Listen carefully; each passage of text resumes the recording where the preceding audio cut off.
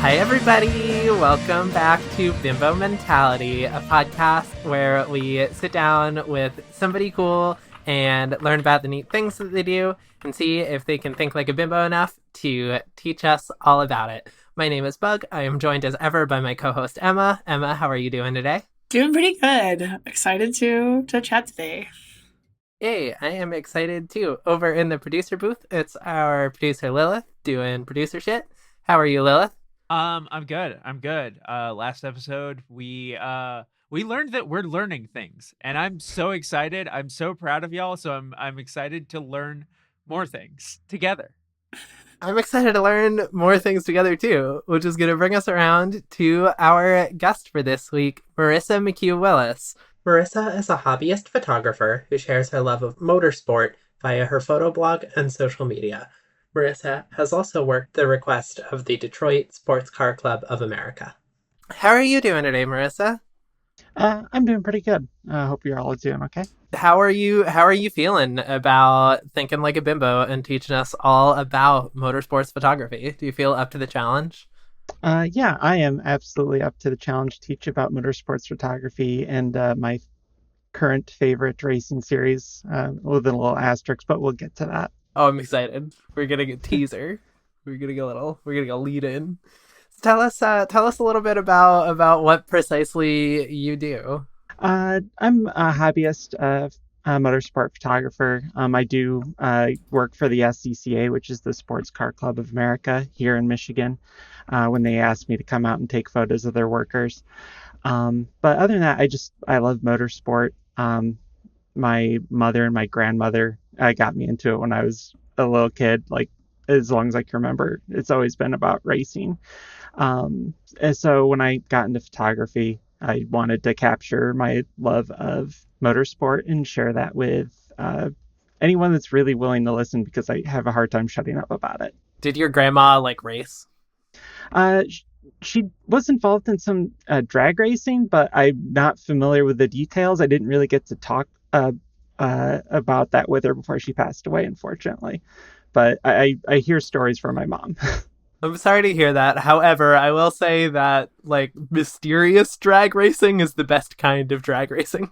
We'll start with the sport that I love the most or the series I love the most in motorsports, which is IndyCar, which is kind of like an American Formula One. They developed around the same time and kind of together. So it's been around for over 100 years in varying names, going back to 1905 for the first championship, which was run by AAA, which might sound familiar to some of you if you use that for your roadside assistance. Yeah, they're the ones with the Yeah, nailed exactly. They used to officiate racing until about 1955. Did they race in the tow truck? Yeah, I learned that a few years ago. This is like when I realized or learned that the Michelin behind Michelin tires was also the Michelin star, and I was blown away. I was like, that's the same company. Wait, they're the same Why? company? I guess AAA makes more sense. Yes. I had no idea. Sorry, tangent. Continue. Yeah, they actually wanted to encourage people to drive, making tires. So they created the Michelin guide. So hey, you want to go to this city? Oh, they wanted to encourage people to drive to the cities to go get food. That's straight up clever. I gotta give it to Michelin for that. It's like thinking outside the bun. All right. Anyway. All right. So we are talking about AAA tow truck racing. Then we're gonna learn all about that. Yeah. So they ran what was known as the championship cars, championships back through 1905 to 1955.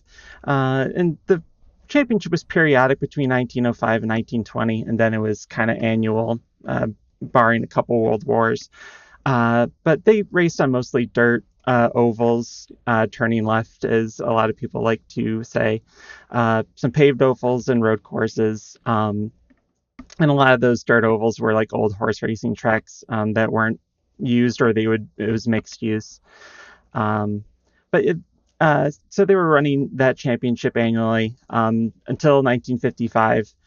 There was a extremely deadly accident at the 24 Hours of Le Mans in France, which kind of turned some of the public perception of how safe racing was and whether it should be something people participate in. So AAA stopped running championships. It completely exited out of motorsport. So the Indianapolis Motor Speedway, which had the Indy 500 running from 1911, minus those World War years, they helped create an organization known as USAC, United States Auto Club Racing, and they took over from there. And that's kind of when it started to become more known as IndyCar, as that race became a lot more famous. And they kind of moved more to asphalt ovals and away from dirt. Loth, if you want to put up that first photo, this is the modern IndyCar. I took this photo in 2024. This is actually the pole sitter for that year. This is like the third or fourth. Our audio podcast, so I should describe, we'll probably have like a link to this or whatever, but I should describe for the listener what we're looking at. It is a gorgeous car. It is a bright yellow. It says Pennzoil on it, and this car looks like a needle. It's really cool. It looks like a wasp. It's neat. Yeah, it's funny you mentioned that. Well, that'll come back up here in a second. But these cars are designed to cut through the air so they can go as fast as possible with least amount of resistance. The rough speed of this car in this photo would have been going about 240 miles an hour, give or take a few miles. It's extremely fast. And that's kind of part of the challenge, at least with IndyCar at Indianapolis, is actually trying to get the thing in frame. And if you want to get it up close, you have to pan pretty quickly to keep it all in focus. I do want to backtrack real quick and say it's kind of wild that it took a big crash for them to be like, wait, driving a whole bunch of cars at 200 miles per hour is dangerous. That's a little bit funny to me. They weren't even going that fast at the time either, but it was more that it and unfortunately a lot of spectators died. They were totally okay with the amount of drivers that were killed in the preceding years. Kind of assumed it's you're taking the risk, you know what it is. Yeah, Bug, it's like, this is actually one thing I actually do autistically know about, and when we say this crash was bad, it was 80 people in the stands died from a car flying into the stands and shrapnel decapitating people. Yeah. It was I think Mercedes got out of racing for 3 decades and didn't come back until then. Yes, shit. It was their Mercedes car, and they were out of racing for decades. They did eventually go back to Le Mans with mixed success. There's a biopic in that about whoever decided that it was time for Mercedes to get back into racing. A biopic that I would probably not end up watching. And could you go to the next photo? All right, so this car is the first car that, or the car that won the first Indianapolis 500 in 1911. Whoa. All right. A lot different, way higher off the ground. This is a black and white photo, but in person, this car is as bright yellow as the other one. It was called the Marmon Wasp, which I thought was funny when you mentioned it. Oh my God. This one, and I'm going to describe this one too for the listener at home. It is a black and white photo. It says 32 on it. It has very big round, very big wheels. And this car looks less like a Wasp and a little bit more like a big barrel. Just kind of a big steel barrel with a hole carved where the guy is sitting. But I do see the back looks kind of like a Stinger though, so I can see why if it was I was looking at it color, I could see some Wasp-esque, some Vespide. Right. It's very Vespide coded. And if you notice, there's a mirror actually mounted right in front of the driver. That was the first rear view mirror ever mounted to a racing car. There were some road cars at the time that had them, but for a racing car, that was the first time it ever been used. And a lot of cars back then also had riding mechanics that would ride with the driver. So if it broke down during the race and they weren't near the pit lane, they could try to fix it to keep going. They decided to forego that to cut weight. Really important. All those like shells and banana peels you gotta throw out the back because like you gotta be able to see behind you to do that, and also you need to have your car fixing buddy when you get hit with a shell or a banana peel. Could you actually go to the next photo, Loth? And I took this photo at the Indianapolis Motor Speedway Museum. They still have this car, and it's the original car. It still runs to this day. They bring it out every so often. But that is the interior of the car. The steering wheel is also huge. No power steering back in the day to assist with that. So you had to make the wheels very large to mechanically assist with steering, and then gear shift, and I believe it's the brake lever all the way to the right. I don't remember for sure. Wait, you had to use a lever to brake? There was no pedal? I don't think so in this one. If I remember correctly. It's been a few years since I've seen the interior.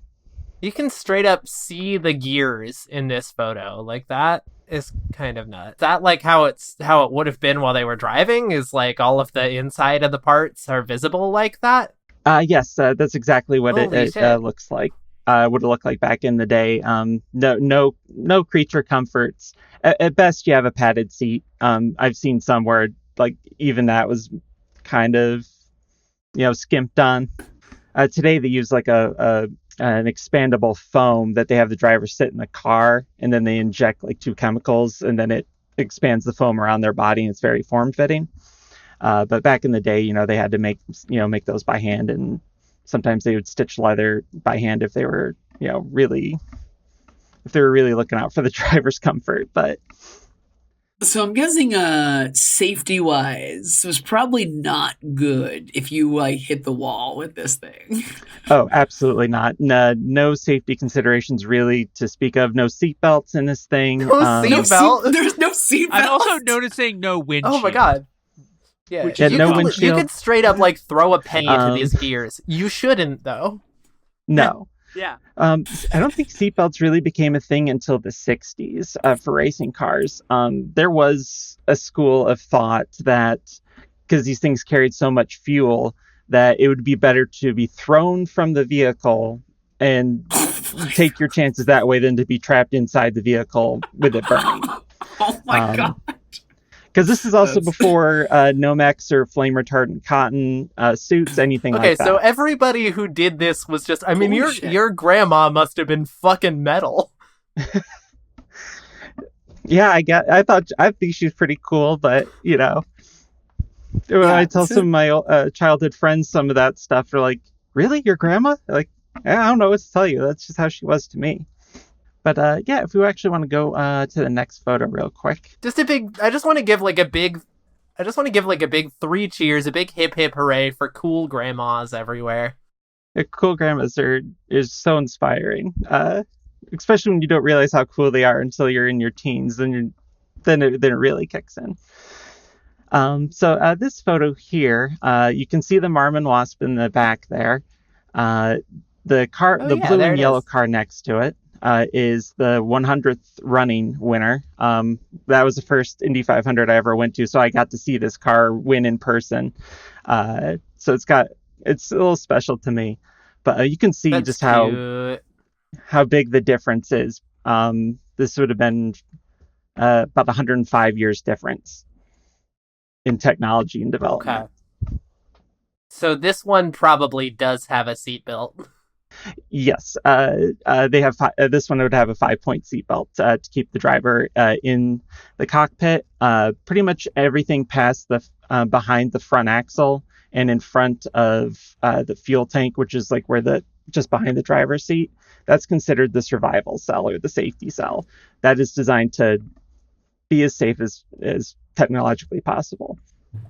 Got it. It does. I do also like that these racing cars have a big sharp schnoz. And a little mustache. It's got like a mustache on the front. It does have a little. It's a very cool shape. Like I'm making fun of it, because that's what I do. But it's very like sleek, and you see why they make like wind up toys for kids with this, because this is the shit that I've always you thought, see that when you're little and you're like, I want that. I've always thought these were way cooler. Like this and F1 are both like, they're different cars, obviously, but they're both open wheel. And I always thought these were so much cooler than like the stock NASCAR car look, to be honest. Yeah, I've always thought they were very cool. I grew up on NASCAR. That's kind of like what my family I grew up watching with them. They always like knew about IndyCar, and like my mom saw some IndyCar races in the 80s, but like that wasn't like their thing. And then in my 20s, I saw an F1 race on TV when I worked at a hotel at like 2 a.m. And I had been kind of out of racing for a little bit, and I just went full back into it, and this consumes my life once again. I love a good special interest. Is there like a NASCAR versus F1, like, is it like a Coke versus Pepsi thing where like people will really like one and not at all like the other? Absolutely, yes. Even between NASCAR and IndyCar, that can be the Coke and Pepsi debate. There's a lot of people that just, if they'll watch, if there's racing involved, they'll watch it. I'm kind of one of those. Motorcycle racing is kind of the ones I don't follow super closely personally, just because that's still extremely dangerous, and I've seen enough bad things happen just through watching car racing. I don't need to add a motorcycle race on top of it. Do you watch the World Endurance Championship? I try to. They usually, sometimes they air at times where I just really can't watch it, but I know what's going on. I watch 24 Hours of Le Mans every year, though. I have no idea what either of those things are. Tell me what those things are. The World Endurance Championship is sports car racing. So all their races most of the races are 6 hours, but except the 24 Hours Le Mans. So those races are 6 hours long, or however many hours. They run the entire time, barring any cautions or what have you. And there's multiple drivers per car. So they'll swap out during the race, during pit stops, so they can continue safely. In earlier parts of history, they would have one, maybe two drivers. So you just have extremely unsafe amounts of driving time, which led to some bad accidents, which is why those rules are in place these days. Have you ever gotten a picture of a crash? Yeah, I think I have one in here. Let me You do. We should get to that. Yes, I do. It's the last one. Of course, Bug would go for the crash. I think it will be neat. There will probably be fire. I will say that the driver is fine. I made the decision some time ago that if I ever caught something that was unfortunately fatal, that I would never publish it. That that's seems reasonable. My personal choice. Seems reasonable. The only people that ever see it would be whatever officiating series it was. I would send it to them because they always do investigations for stuff like that. But yeah, that also makes sense. Got to make sure it wasn't like sabotage. Yeah, that's probably not that common for the rest. You never know. I mean, yeah, there could be like a James Bond plot that's happening at the Formula One race. Yeah, some NASCAR driver was like, yeah. Oh my god. Sabotage a lot less common than maybe you might think, but rules bending to rules breaking a lot more common. I see. There's a lot of good stories. You could do a whole episode on just the crazy thing, rule breaking and rule bending that manufacturers have done to win. But that's a whole other. And topic. Mayhaps we will. Yeah. And if you'd like to go to the next photo, as I said with AAA, they exited Whoa. 1955. USAC takes over in 56. This is the winner from that year, 1956. I think Pat Flattery was his name. I'd have to double check. But you can see some similar design to the Mormon Wasp, the Marmon Wasp, not Mormon, but it's a lot lower to the ground. Hold on, I want to talk about the Mormon Wasp, a superhero that I've just come up with. It's actually a wasp where instead of one queen and a bunch of workers, it's one male wasp. Thank you, Emma. Sorry, Marissa, take it away. That's good. This car, I'm gonna describe it real quick. It's got like a red stripe on the side. It's very oval. Emma, were you about to say what I think you were about to say? It looks like something that Emma might have made in high school craft classes. It looks like something I could dilate with, is what I was going to say. Okay, it's not inaccurate. That's close to what I'm gonna say. But it is very ovoid. It looks like a candy that they don't make anymore. Yeah, I think they're called kind of cigar shaped too in the day. But yeah, it does look like something you could dilate with, absolutely. And then I got about 4 photos just to show kind of the progression over the decades. We can go through those real quick. Then if you want to go to the next one, this one's a lot lower to the ground. Oh, they're getting real low to the ground. And I believe they are dropping it low. I believe this was a Lotus chassis, if I remember correctly, which was a British manufacturer. That red one was the most Hot Wheels looking of them yet. Like, this is that straight up looks like something that you would get in a McDonald's Happy Meal. Is this the Lotus one? I believe this is Lotus. I know the driver was a driver for Lotus F1 in the 60s. That's Graham Hill. He won in 1966, which is what this is from. So this is a decade between this car and the previous one. Lotus came came to the Speedway because the founder of Lotus loved the Indy 500. So he would come every May for a few years, won a few times. The Henry Ford Museum here in Michigan has the first car he won the Indy 500 with that I have not been able to see in person yet, which irritates me to this day, but I'll make it happen eventually. And also, fun fact, the Indy 500 was part of the F1 calendar from 1950 to 1960 before it eventually exited. And I think that was kind of more of a cost savings and unwillingness for a lot of teams to want to run on an oval, which is pretty dangerous, especially back in the 60s and 50s. Because you can get higher speed on the ovals than like the road courses? Yes. This was the fastest oval at the time, and these were the fastest cars at the time. And to this day, they're still the fastest cars that aren't like the top fuel dragsters that go like 300 or whatever in a straight line. But this is the fastest like circuit racing. I've been on the top fuel dragster before. Cool. It's in Cedar Point, Ohio. It's a good roller coaster. I haven't been since they've reconfigured it though. I haven't either. I want to go. Sorry, continue. I love roller coasters.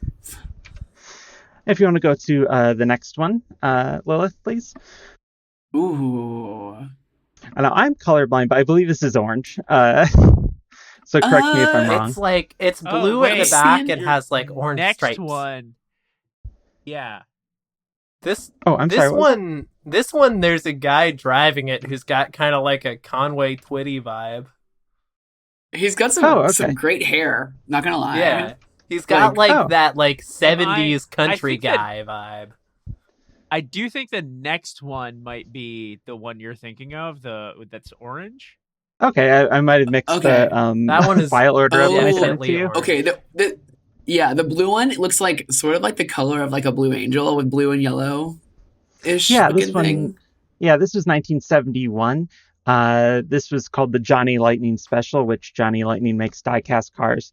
So kind of, bringing some similar Hot Wheels energy, but just a different company.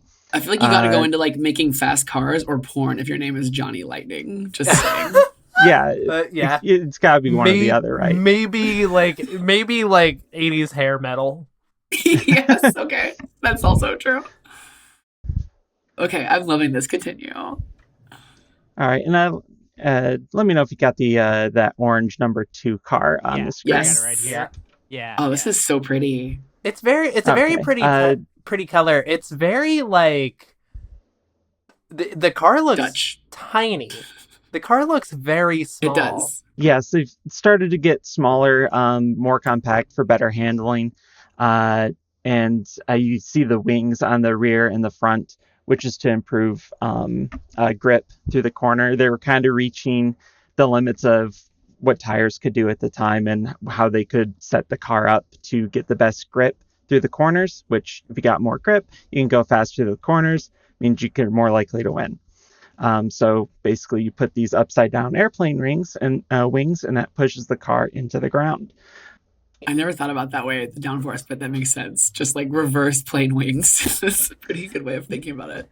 Yeah, that's basically the train of thought back then. Like, airplane wings lift the aircraft into the air. What if we turn them upside down and see how it goes? Because back in this time frame, the rule books were pretty open. You could kind of do almost whatever you wanted. So that's kind of why you see these wings eventually coming in, because there wasn't anything that said you couldn't. So why not try it? Nothing in the rule book that says that an airplane can't be a race car. Exactly. If you would like to go to the next photo, Lilith, I believe this is a black and white photo. Yes. All right. So this is Janet Guthrie. She was the first woman to compete in the Indianapolis 500, 1977. She attempted to qualify in 1976, but didn't quite have a fast enough car. So it goes. It's good to hear that she was disqualified for totally legitimate reasons. I'm glad to hear that, and not just for some bullshit. There's definitely a lot of sexist stuff written and said back in the day about her. She has a biography that's pretty good, and she's done interviews. I'd highly suggest it if you're interested in women in motorsport, because she's definitely a pioneer in that regard. So I think she's really cool. She's still around. I don't think she comes to the Speedway much anymore. She's getting close to 90, but she used to come out to the 500. Shout out Janet Guthrie, come on the podcast. Oh yeah. I would love that. To all of our listeners, it's like a black and white photo of like what looks like a white car, and wow, nice voice crack there, Emma. She is like sitting in like the cockpit seat. Do you call it a cockpit for a car? I don't know. Yeah, it's called the cockpit in these open wheel cars.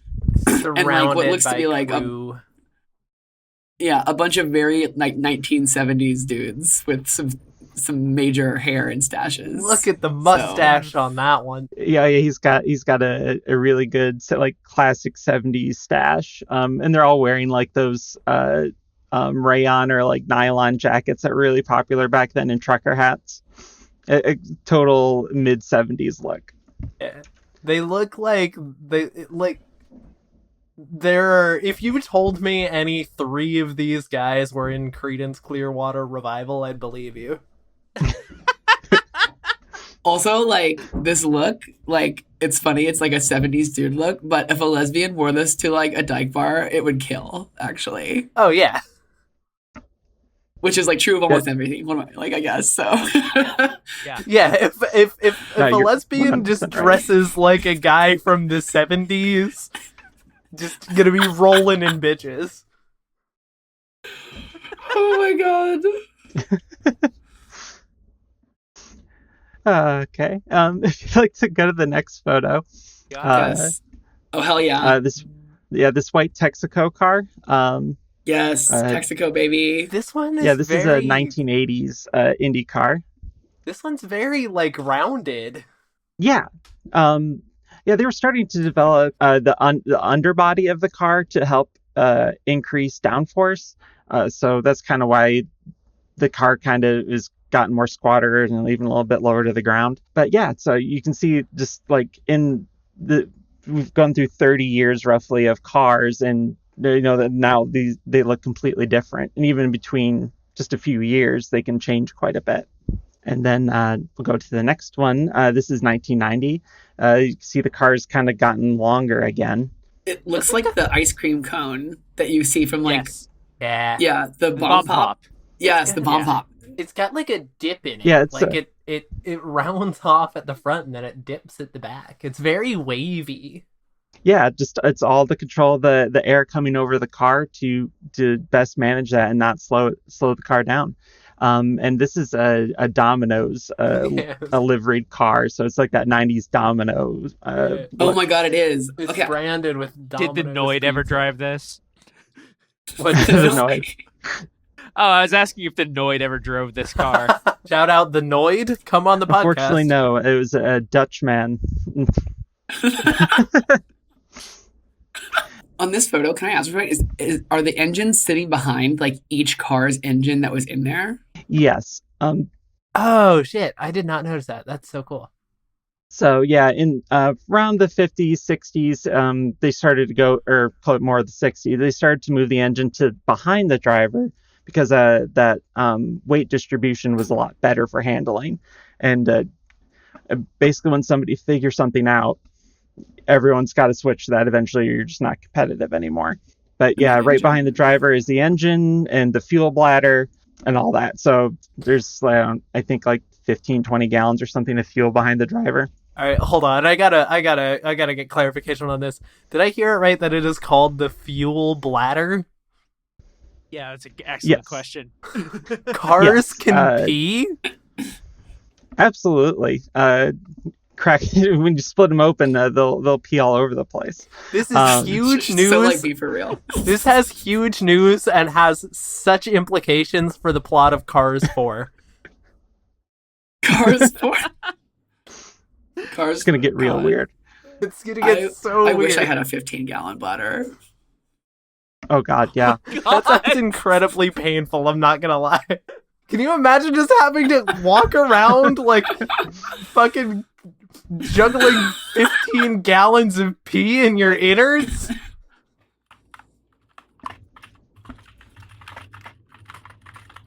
That sounds horrible. I am Googling how much 15... Okay, hold up. I'm Googling how much 15 gallons of water weighs. It's 125 pounds. That is... That's 2/3 of my body weight. Oh my god. Oh my god. Shall we move on to the next picture? Yes. Yeah. So this white and orange car here, this is the 2011 winner. Driver's Dan Weldon. This was the 100th anniversary of the Indy 500. I think it was like the 95th or 6th running. This was the previous car to the one we currently have.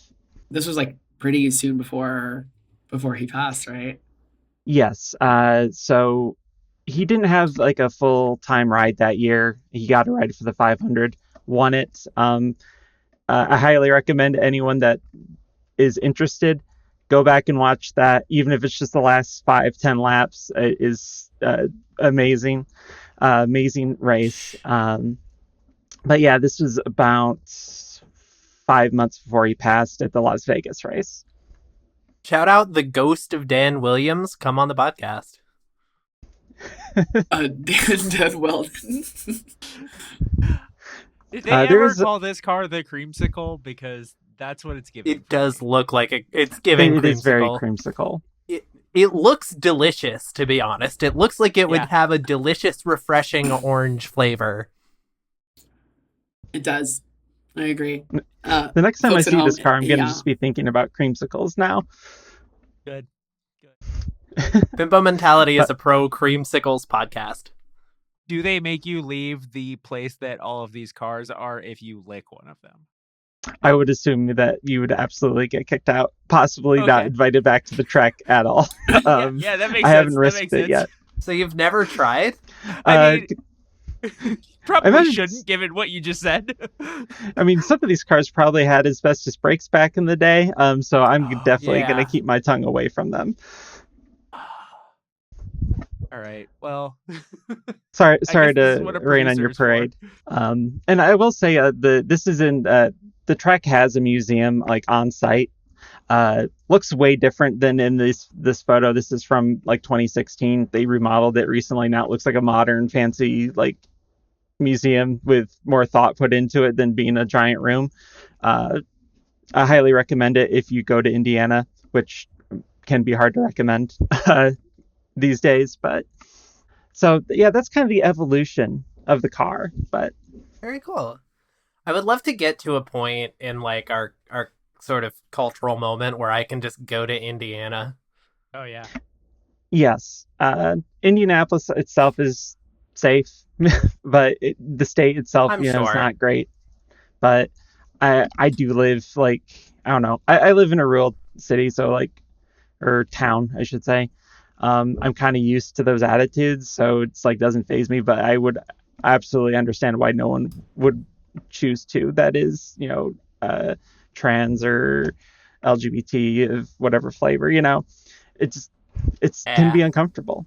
Like, I mean, like I know all the good places to go to the bathroom in between like the state border of Michigan where I live and Indianapolis. So there you go. Jeez, it's good to have that like mapped out.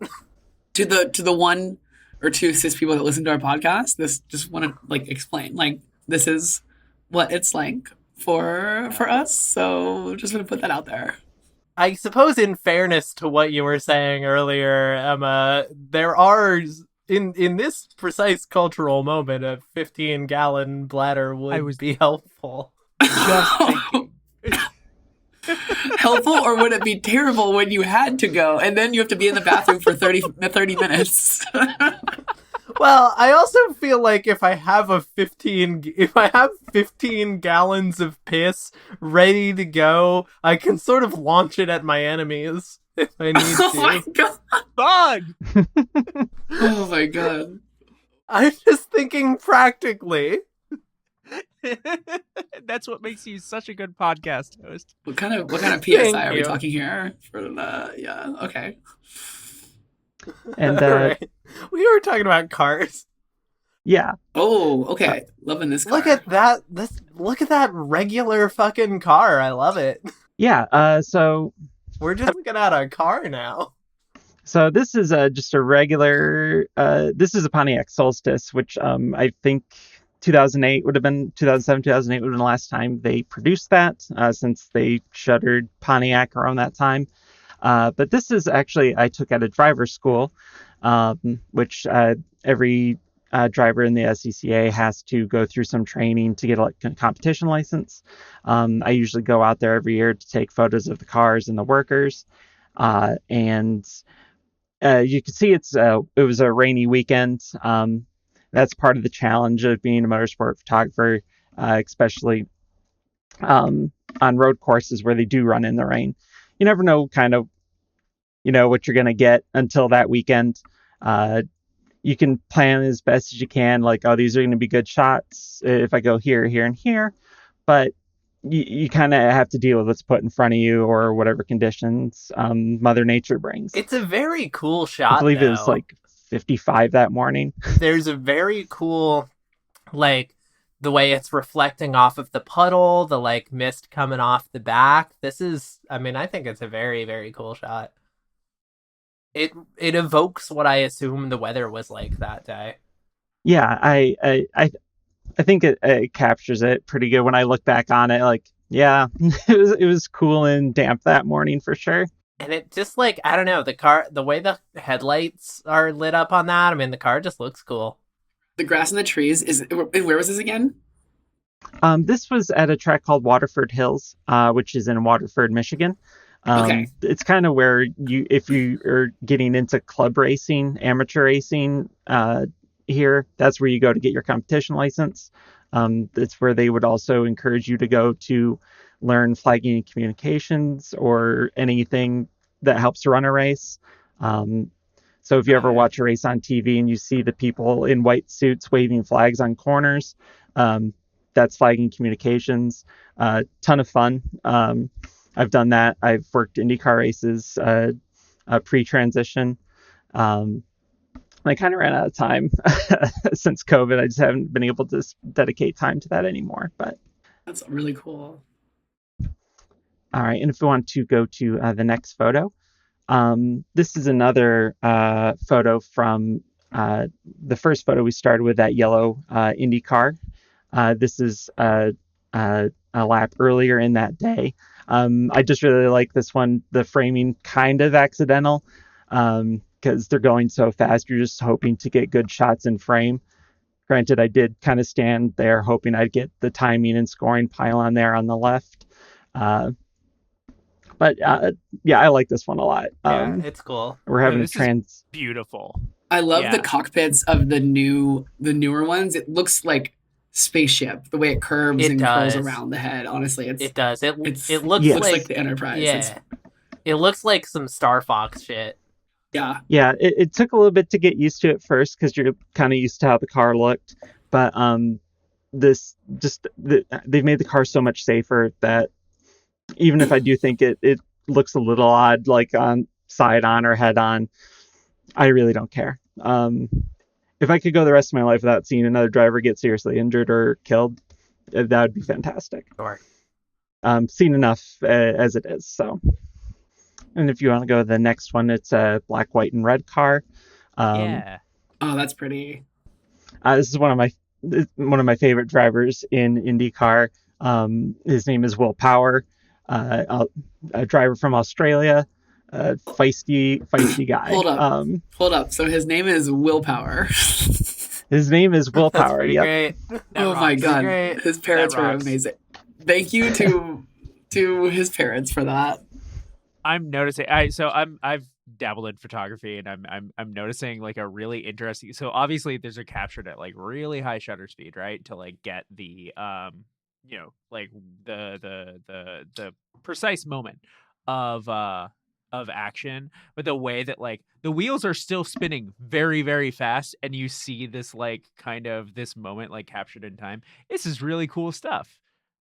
Yeah, I think this one's about 1/400th. I did try to get this one actually pretty low to give as much of a sense of speed as possible. Because with these modern DSLR cameras, you can get like 1/4000th of a second or even faster in some cameras. That just really makes it look like it's just parked, which isn't super interesting. But yeah, it's wild that like you're doing like 1/400th of a second, right? I'm guessing is what you mean by that, and like that's like the wheels still look like they're moving, and I'm like, god damn, that thing is hauling. Yeah, exactly. Yeah, it's for anyone that lives near the Indianapolis Motor Speedway that might be listening. If you got time to go for practice or qualifying, it's pretty cheap, pretty quiet, not many people there.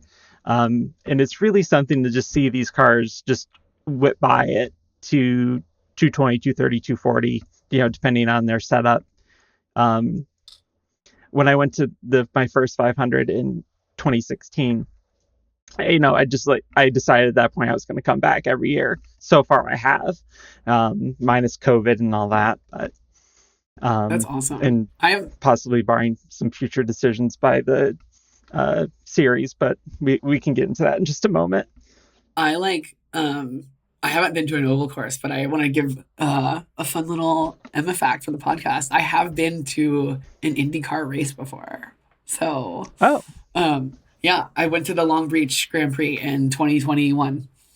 Oh, shit. Oh, okay. Yeah. It was in like September. It was later in the year. It was in September that year or something like that, I think. I can't remember. Maybe it was April. I can't remember when it was. It's normally in April. They did do it late in the year one year due to COVID because like they contractually still had to run a race, so it ran at a weird time. Yeah, that was it. That was the one. I was there. It was really cool. That's good to hear. I want to go to the Long Beach Grand Prix at some point, but I live in Michigan, so I have to plan a whole trip around it. Seriously, if you ever want to, you can crash here and we could go. It's like Long Beach is 45 minutes for me. We could totally do that. Oh, It's a okay. lot of fun. Yeah.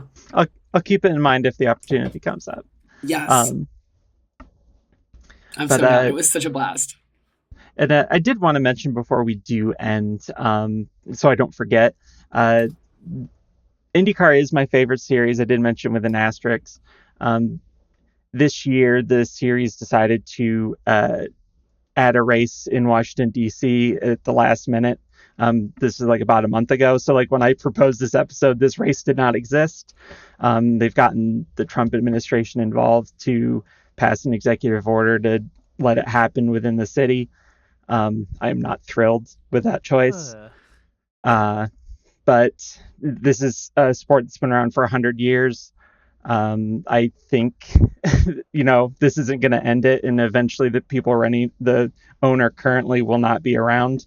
He is, pretty up there. So, and then we'll see how those people that come after him run the series. And I know that some of the people that, work in the sport are not thrilled about it, but there's not much they can do.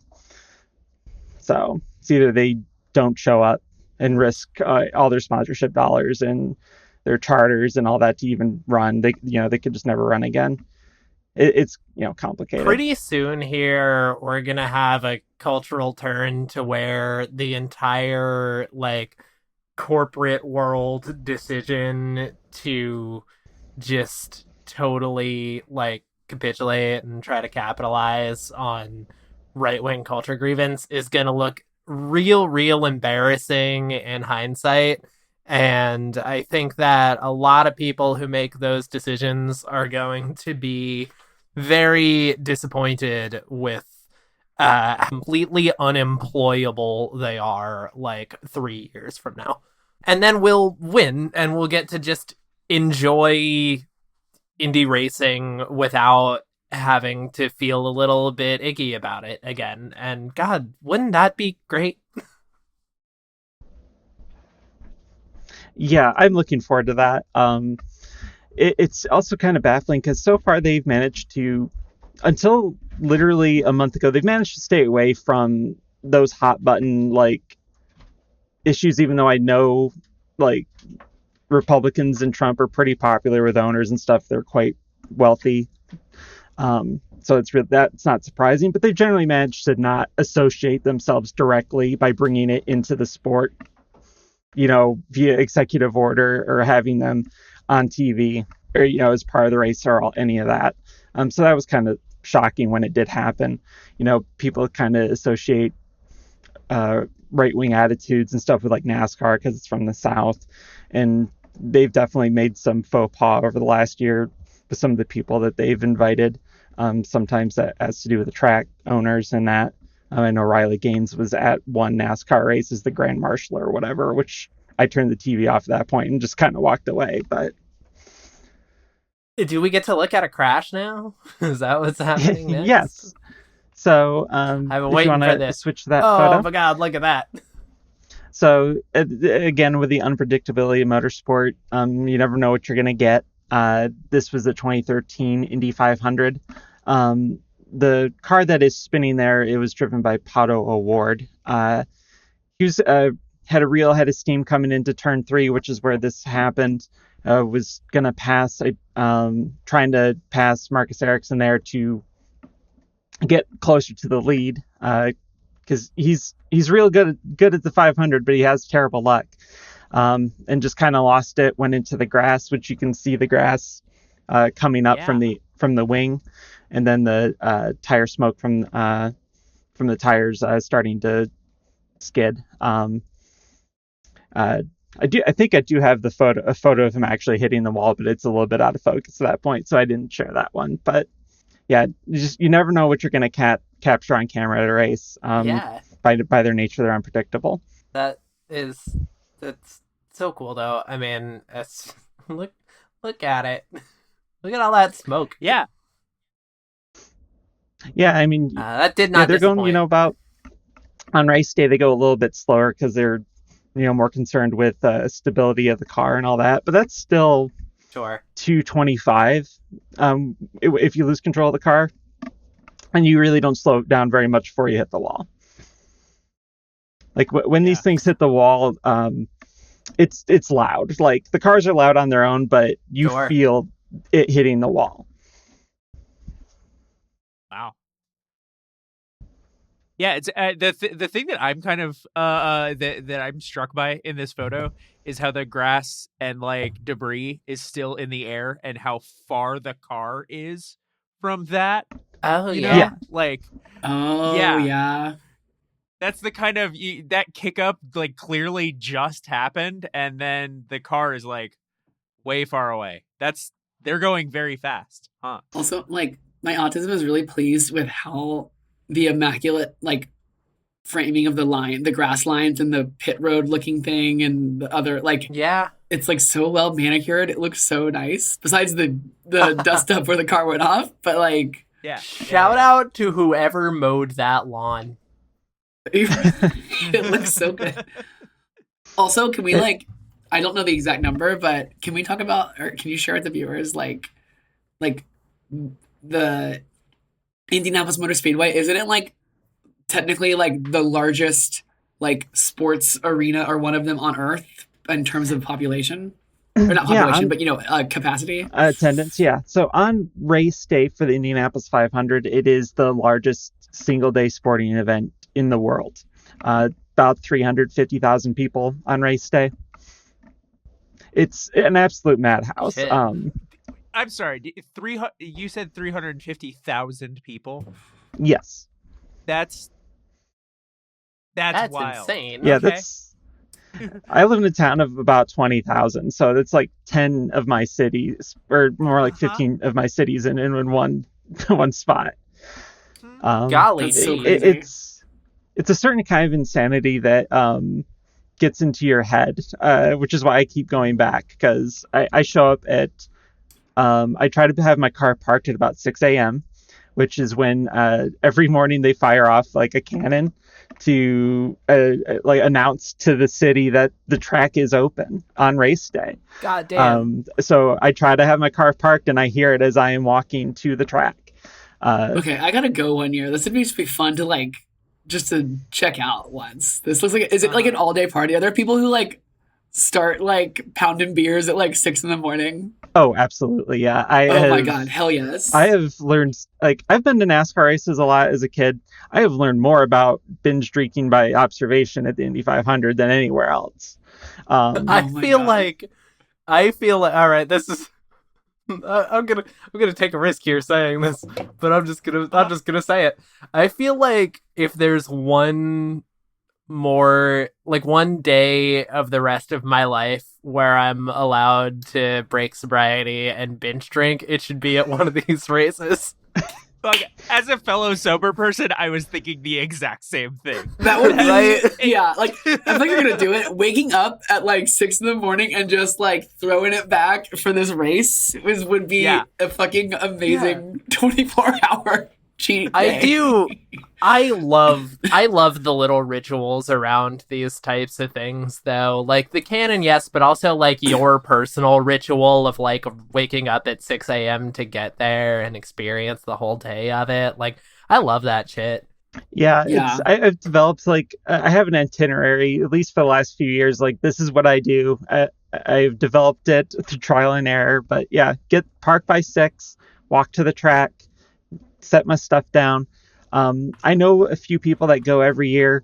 I try to meet up with them in the morning, which is really fun. It's like I've managed to find a really accepting group of IndyCar fans, and I can meet up with them. And also due to knowing them, like generally if I go to a race, I most likely know one person there, which really does help, at least with me traveling to different parts of the country, knowing that I got somebody looking out for me. It's like Memorial Day weekend usually, right? Yes. Yeah, so I feel like in the Midwest, like Memorial Day weekend, it's like summer's here, it's a holiday weekend, like it feels like almost like it's just like everyone's probably happy about summer arriving and everything too, right? So it like adds to the, I feel like the vibes for sure. Yeah, it definitely adds to the vibes. And to curb from Victoria Scott a little bit, who is I met her at the 2024 Indy 500 she was out there. But it does feel like this is what America is supposed to be, rather than what we actually have. Like, for a brief day, you get to see what America should be at its best, that we unfortunately don't really get in reality.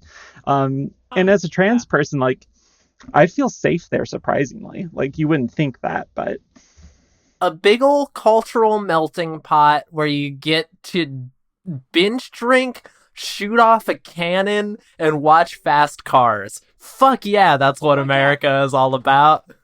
And you get a holiday to sleep off your hangover the next day on Memorial Day. It's perfect. That's awesome. Right-wingers, let us all just fucking enjoy fast cars and drinking and cannons without making it all about your weird psychosexual complexes. America should be dudes rock and not dudes legislate my rights away, really. So, like, that's what I need. Anyway, I think we're coming up on time to kind of wrap up. Let's talk a little about what we've learned. Emma, what'd you learn today? Oh, God. I learned... I'm on the spot. I got scared. I learned that, like, racing back in the day was basically like, there's a good chance I may not return from this race. And that's pretty wild that people just decided to do that. So that was cool to learn. Oh, yeah. I learned that cars can pee, and cars can pee a lot. I learned that there's gonna be a real cool movie coming out from hit movie makers A24 about the guy who decided that Mercedes should re-enter the racing game, and that it will involve sort of subplot about him getting sabotaged by NASCAR. And I also just learned that Indy racing is really neat. Like, I knew absolutely nothing about this going in, and like, I mean, you know, fast cars, can't argue with that, but like, there's a lot of history to this and a lot of like really cool engineering stuff that, yeah, I totally understand why this is something, Marisa, that you are so passionate about. Having heard what we've learned, Marisa, do you feel like you successfully thought like a bimbo and taught us today? Yeah, I feel like I was able to teach a little bit. As much as there is, I think I did all right. Hell yeah. And, you know, I think most importantly, you came in here and with your passion at the ready, and like your interest in this bled out into the podcast, and you were able to get some bimbos thinking about how cool racing is, and that's Bimbo Mentality, baby. Marisa, do you have anything to plug for us before we go? I have a Blue Sky account where I post photos. MRM at MRM-photo. And my website is mrm-photo.com. I usually post longer thoughts about whatever event I've done photos for. I'll probably have some posts coming up soon because I kind of took 2025 off, so due to recovery from surgery. But and maybe I'll have some YouTube videos later this year. I'm kind of trying to get into video stuff, but that's new for me. Great. Well, I'm super excited to check all of that out when the time comes, and it has been great having you on. That is going to be it for us this week on Bimbo Mentality. Our intro outro music is 10 cents per minute by Tonsil Hockey. If you think you have what it takes to think like a bimbo and come on podcast, you can send us a message on Instagram or Blue Sky, or you can send me an email at prettybug@proton.me. We will see you in a couple weeks. Bimbo Nation, bye. I just